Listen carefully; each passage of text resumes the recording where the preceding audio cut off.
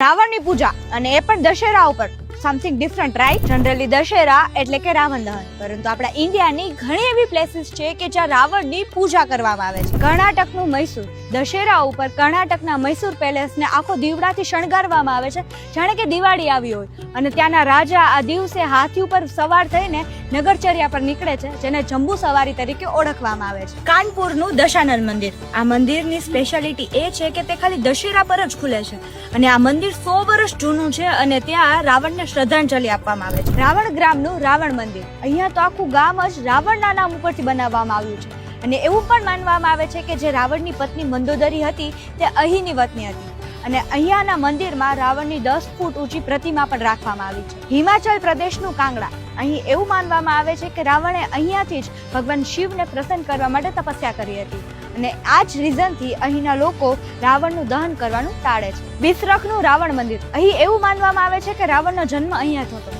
અને સૌથી અલગ વાત તો એ છે કે નવરાત્રીના 9 દિવસો અહીંના લોકો શોક મનાવે છે. મધ્યપ્રદેશનું મંદસોર, અહીંયા તો રાવણ ભક્તોની આખી કોમ્યુનિટી છે અને એવું માનવામાં આવે છે કે અહીંયા રાવણ અને મંદોદરીના લગ્ન થયા હતા. રાવણના આ બધા મંદિર રાવણના સારા ગુણને હાઇલાઇટ કરે છે અને ભગવાન રામે પણ રામાયણમાં કહ્યું હતું કે જો રાવણમાં અહંકાર ન હોત ને તો કદાચ હું પણ તેનાથી ન જીતી શક્યો હોત. તો આપણે પણ રાવણના સારા ગુણને ધ્યાનમાં રાખી અને આપણા લાઈફમાં ઉતારવાનો પ્રયાસ કરીએ.